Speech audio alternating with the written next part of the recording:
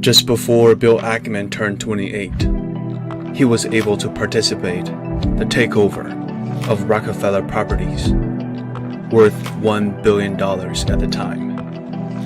How did he do it?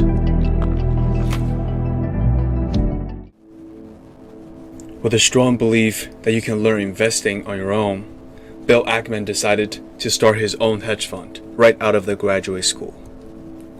But little did he know, no one will want to invest with him. After being rejected dozens of times, he reached out to his professor in college, Marty Peretz. Peretz owned a publishing company and was reluctant to invest at first.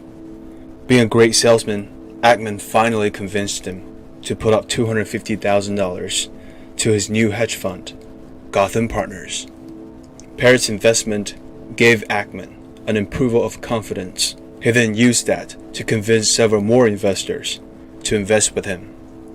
He and his partners eventually raised a total of $3 million. Even with that $3 million, Ackman would never thought that just in 5 years, his hedge fund will grow to be $500 million. It all started with one big opportunity.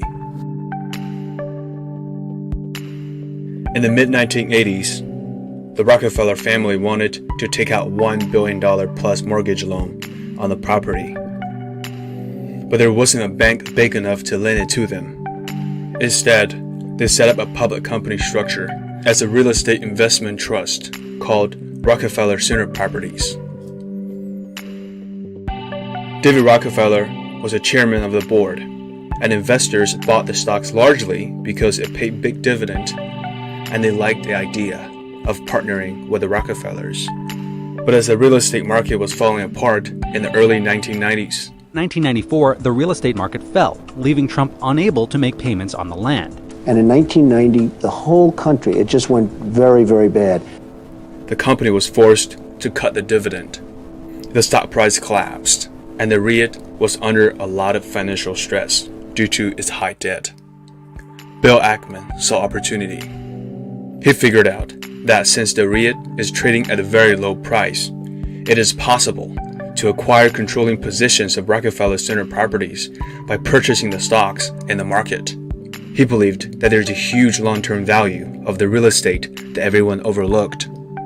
At that time, Rockefeller Centers had 6 million square feet of office space, some of the most valuable yet undermanaged retail space in the world, and 2 million square feet of air rights. His plan sounds exciting and potentially can tenfold his investment, but there's one problem. He didn't have enough capital to take over the company. Ackman ran around town trying to find someone who would do this deal with him, but no one seemed interested or even understood his idea. Not until he called Joe Steinberg. Joe Steinberg was the president of Leucadia National Corporation, a public traded investment company.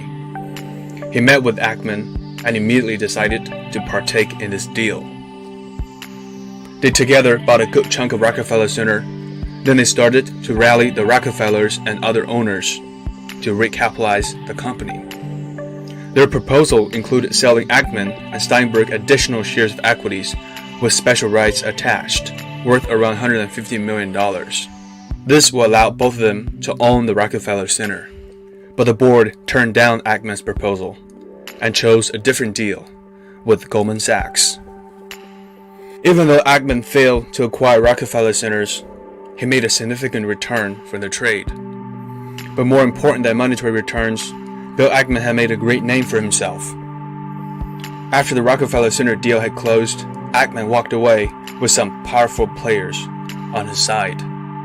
By 1998, 5 years after starting, Gotham Partners had grown from $3 million under management to over $500 million.